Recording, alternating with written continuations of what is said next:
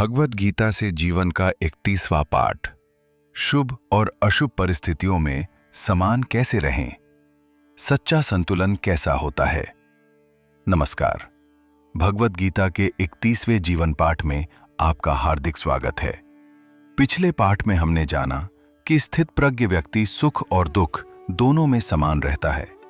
वह न सुख में अहंकारी बनता है और न दुख में निराश होकर टूटता है। लेकिन अब एक नया प्रश्न सामने आता है, क्या जीवन की हर घटना पर हमारी प्रतिक्रिया एक जैसी होनी चाहिए? जब कोई शुभ समाचार मिले या कोई कठिन परिस्थिति सामने आए, तो क्या दोनों स्थितियों में मन को संतुलित रखना संभव है? इसी प्रश्न का उत्तर भगवान श्री कृष्ण आज के श्लोक में देते हैं। आज का श्लोक है, यह सर्वत्रान्भिस्नेहस्तत्तत् प्राप्य शुभाशुभम नाभिनंदति न द्वेष्टि तस्य प्रज्ञा प्रतिष्ठिता। अध्याय 2 श्लोक 57। इसका सरल अर्थ है, भगवान श्री कृष्ण कहते हैं, जो व्यक्ति किसी भी परिस्थिति में अत्यधिक आसक्त नहीं होता और शुभ या अशुभ परिस्थिति आने पर न अत्यधिक प्रसन्न होता है और न ही द्वेष या घृणा करता है, उसकी बुद्धि स्थिर मानी जाती है।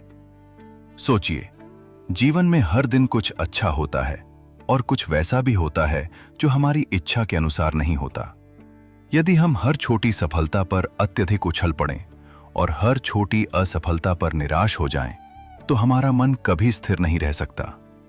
भगवान श्री कृष्ण हमें सिखाते हैं, परिस्थितियां बदलती रहेंगी, लेकिन हमारा संतुलन नहीं बदलना चाहिए।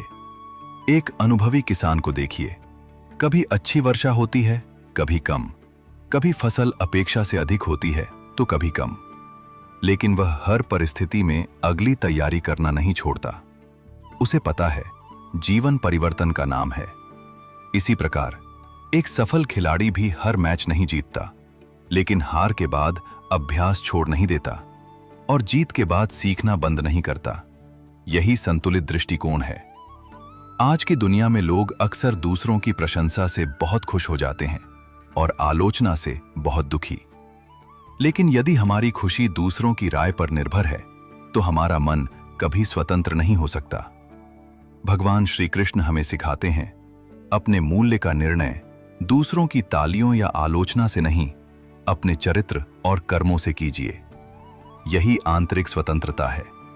इसका अर्थ यह नहीं कि हमें खुशी मनानी ही नहीं चाहिए, बल्कि खुशी में भी विवेक बना रहे और कठिन समय में भी धैर्य बना रहे।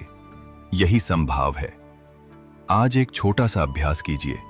जब भी कोई अच्छी या बुरी घटना घटे, तुरंत प्रतिक्रिया देने के बजाय कुछ क्षण रुकिए, गहरी सांस लीजिए, फिर स्वयं से पूछिए, क्या मैं परिस्थिति का दास बन रहा हूं या अपने विवेक के अनुसार प्रतिक्रिया दे रहा हूं? यह एक छोटा सा प्रश्न आपके पूरे जीवन की दिशा बदल सकता है।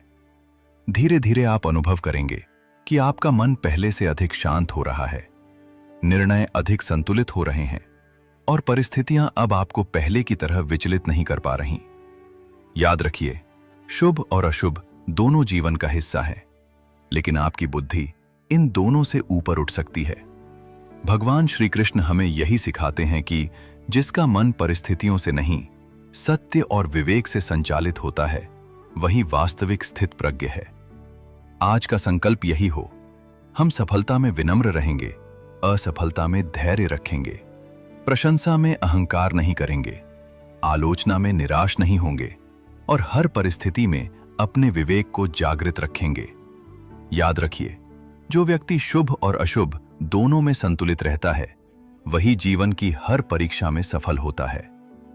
इसी प्रेरणादायक संदेश के साथ आज का 31वां जीवन पाठ यहीं समाप्त होता है। अगले पाठ में हम जानेंगे भगवद गीता अध्याय 2 श्लोक 58। इंद्रियों पर नियंत्रण कैसे प्राप्त करें?